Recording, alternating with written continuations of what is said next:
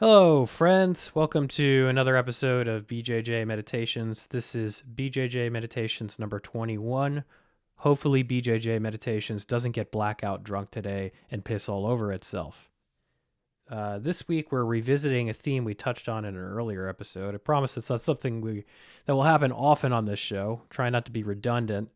But as I've mentioned in the past, I write these things and then months go by and I forget about them and they're just written in a specific order and they come up and lo and behold, I had something more to say about this topic and here is that something more. And appropriately, perhaps, this came up this morning in training.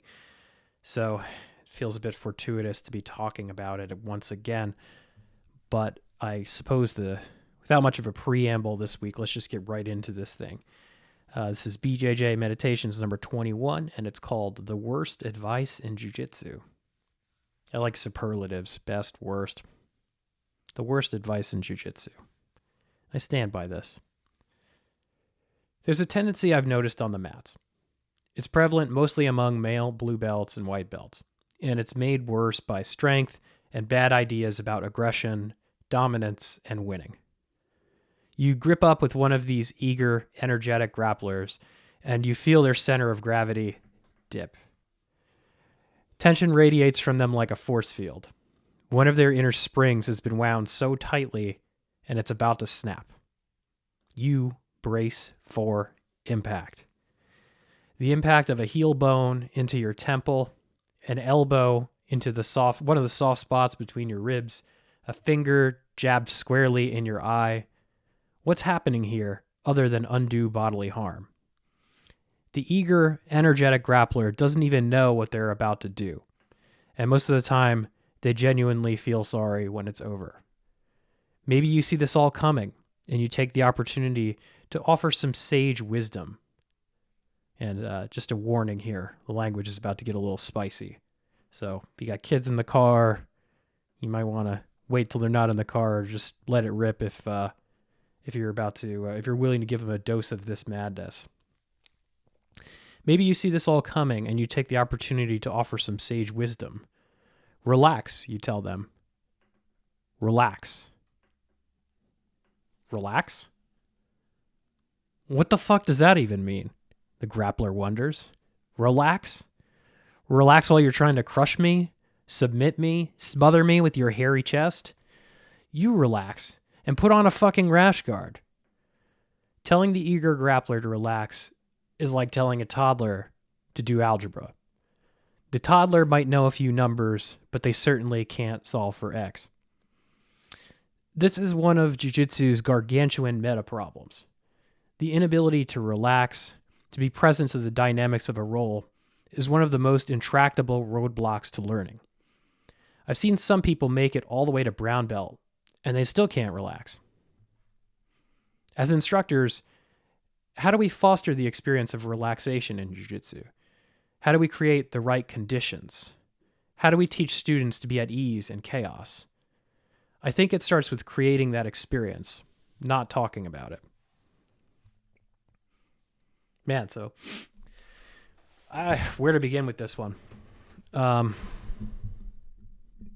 Well, I suppose one of the common themes I've noticed in newer grapplers, in people who come to jiu-jitsu for the first time, is this problem of disembodiment.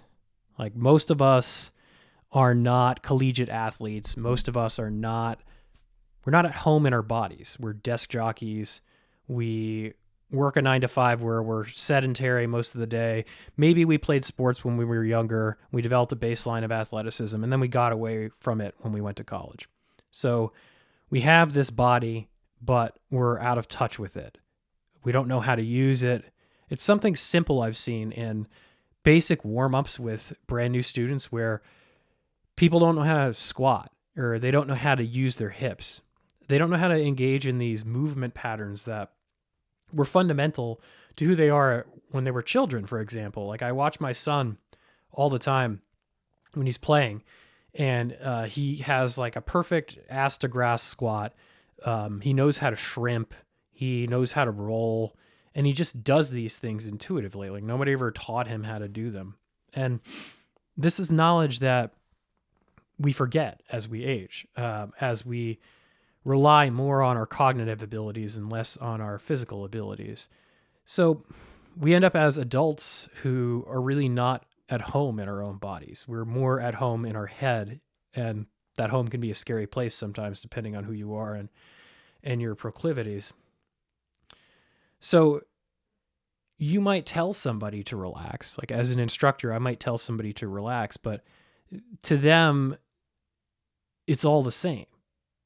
They don't know what relax feels like. It's like the David Foster Wallace speech of "This is water." You know, you have the fish, two fish are swimming in one direction, and an older fish is swimming in the opposite direction. And the older fish says to the younger fish, "How's the water, boys?" And the fish say, "Water? What's water?" You know, we don't even know that we're in the water of our own body. We don't know what the state of that water is. We don't know when we're relaxed and when we're not. We have no clue what relaxation even feels like. So much of that is just the pace and baseline level of anxiety that comes with daily living. So we take a person who is already at a simmering 6 or a 7 in terms of their stress level, and then we put him in a situation where, you know, a hairy-chested 200-pound man is trying to suffocate them, and we expect them to relax. Yeah, that ain't going to happen. They're not going to relax. So they're fighting against, we're asking them to do something that they just don't know how to do, or maybe they've forgotten how to do it.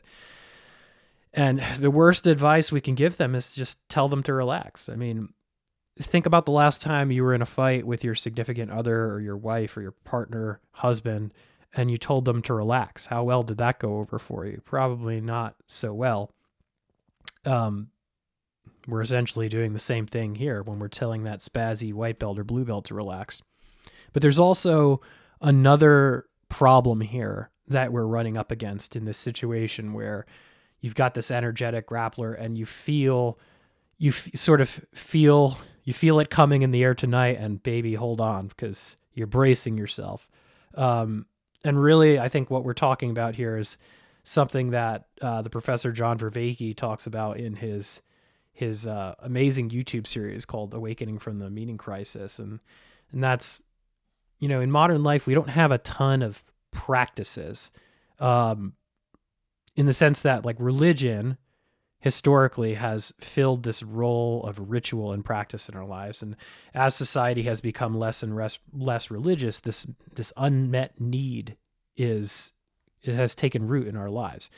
And I'm not advocating that we all go out and join in an organized religion. And I'm not suggesting that Jiu Jitsu is a religion. I think that some people treat it that way, but I don't think in its core, it's a religion. But I do think that Jiu Jitsu is a participatory way of knowing, meaning we make sense of this martial art and we can extrapolate that sense making and use it in our lives writ large because we participate in it in an embodied fashion.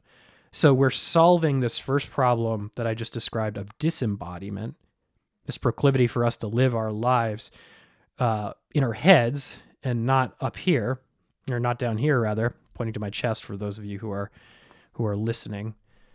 We solve that problem with Jiu Jitsu, and we also move from being spectators, from being just brains in a vat, so to speak, to being in the arena. We are participating in the process of making sense of this martial art and making sense of each other, making sense of our relationships, making sense of the greater dynamics at play, the themes at play in our lives. Now, just like in my last episode when I was talking about how Jiu-Jitsu thematically trained me how to let go in a way that simply thinking about this idea, this theme of letting go and thinking, okay, I need to learn how to let go. Simply thinking about that doesn't actually achieve the desired outcome. This is precisely the same thing here that I'm talking about. You know, we can move from this theoretical, this theorizing about what jiu-jitsu is and what it means and what our lives are and what they mean, And we can move from that to more of a participatory, embodied way of making sense of it, using our whole being, not just using our heads, which is kind of what modern life rewards for, just this head-based approach. Yeah, so I think the ending also bears a little bit of unpacking too. I think it starts with creating the experience, not talking about it. Well, that's ironic, considering that this is a podcast where I sit here and talk about these ideas. But ultimately, creating the experience is how these things become realized. Like, you're not going to know how to relax until you feel relaxed. You're not going to know how can you point somebody toward a desired outcome if they've never experienced the desired outcome? So this is as much an essay about coaching as it is about training. How do we create these scenarios for students where they can be at ease, where they can be relaxed? Because this is one of the biggest limiting factors for learning in jiu-jitsu. I can think back to my early days on the mats when I'd be presented with a lesson that was a bit too complicated for me, and I would freeze up. And I knew as soon as I felt that frozen feeling in my body that no matter how well the remainder of the lesson was explained to me, it simply wasn't going to take, because I was so locked up in this moment that had already passed. I had completely dropped out of the flowing nature of the lesson and become stuck. I had similar experiences when I would be training with somebody who was just much bigger, much stronger, much better, which when you're a white belt, pretty much everybody is either much better, much bigger, or much stronger, where there was just a feeling of stuckness, a feeling of being overridden, a feeling of almost wasting my time, right? And the common response to that is aggression to try and regain what you've lost. And in that sense, you're not learning anything. And you're not learning anything because you're not at ease. You're not in the state of relaxation. So I think that one of the biggest hurdles to learning is tension. So as instructors, how do we reduce some of the tension? One of the things I've been playing with in my classes is on Saturdays when I teach for a full hour, I structure the class, a class that, by the way, is filled with mostly white belts and blue belts. So the first half focuses on a stand-up principle. And we do a lot of intense rounds of stand-up work, 2-minute rounds, 1-minute rounds, people alternating depending on how much space is available. And people are pretty exhausted by the time we're done with that, and there's still half a class remaining. So then the back half of the class is loaded with instruction, interspersed with lots of positional training on that instruction. And that has forced, I think, many of the students into a relaxed state because they have no choice but to relax. Their energy reserves are so depleted that by the time they get to technical instruction and by the time they get to live training, they have to be relaxed or they're going to collapse. And, part of me feels like maybe this is a bit insidious on my part. Like maybe I'm doing them dirty by like playing this cruel trick on them. Like I still want them to be able to enjoy open mat and train hard, but at the same time, I want them to make constructive use of their time.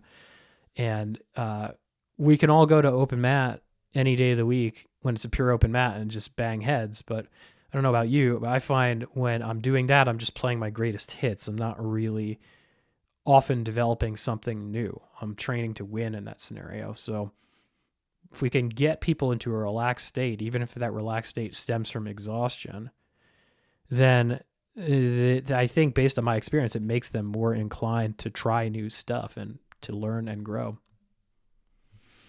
So yeah, this inability to relax, overcome that, and people are just going to accelerate their learning curves, I think.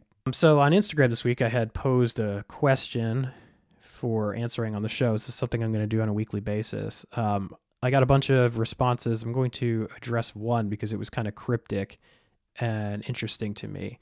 Erica Zendel, I don't know if you all know her. She does a bunch of writing for Flow Grappling. She's a tremendous writer working on a book that I'm very excited about. She sent this enigmatic question to me. It wasn't really a question. It was just a statement. And the statement was the value of ego, period. So, Erica, I'm going to do my best answering your question. The value of ego. First, let me say that I think ego does have a value. And I'm looking up right now because there's a copy of Ryan Holiday's Ego is the Enemy up on my shelf. And I certainly think that ego can be the enemy. I think that anything, any part of you, any one of the Jungian archetypes, so like your shadow, your anima or animus, depending on whether you your gender identity. There are a number of different archetypes. This is not gonna be an exploration of Jungian psychiatry, but I'm a fan of Carl Jung. I'm a fan of these narrative structures because I think they're a tremendous way of making a sense of ourselves. So I think that any part of ourselves, whether that's our ego or our shadow, if it's allowed to run amok and dominate the conversation, the internal conversation, and dominate how we interact in the world, is not constructive.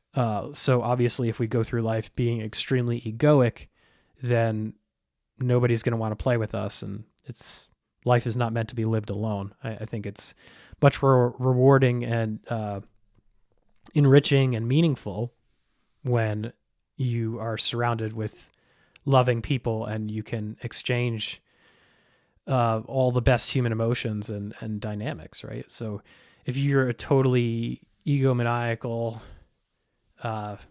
jerk, then no, you're never going to have that experience. But at the same time, ego, I think, is a big part of what drives us to be more, to become more. It's what drives us to compete, or if we're not competing in jiu-jitsu, it's what drives us to excel and to learn. So it has to be a part of the conversation. I think it's vilified in a large extent because it's kind of like an easy target, just because the darker side of ego is obvious to us, but we all know people who also don't put themselves forward sufficiently, and they're not exactly living quality lives either.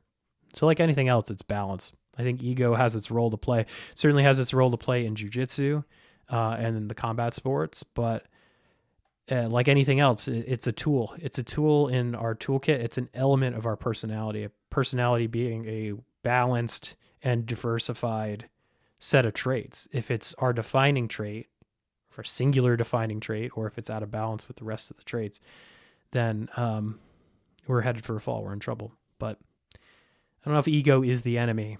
It certainly can be the enemy. Hope that answers your enigmatic sentence / question, Erica. Anyway, that about wraps it up for this week. Really appreciate your listenership, readership, however you're enjoying this podcast. We just crossed over the 400 download mark on all the Spotify or on all the podcasting platforms. So thank you for that. This is always going to be free, as I've said before. So if you want to support BJJ Meditations, the best way to do that is to head on over to Mirror. And each micro essay, there are about 500 NFTs available of them. And if you want to support the podcast, buy one of the NFTs. They're currently trading for about $18. I think it's 0.1 Ethereum. The other great way to support the podcast is to just like, subscribe, review, and share. Hit the like button if you're watching on YouTube. Subscribe as well. Subscribe if you're listening on a podcasting platform, and review it. I don't know how much the podcasting platforms actually prioritize the reviews algorithmically anymore, but it certainly looks good if you could leave an honest review and share it. As I mentioned on a previous episode, I think that jiu-jitsu is just one of many levers we can pull in terms of achieving a balanced, meaningful life.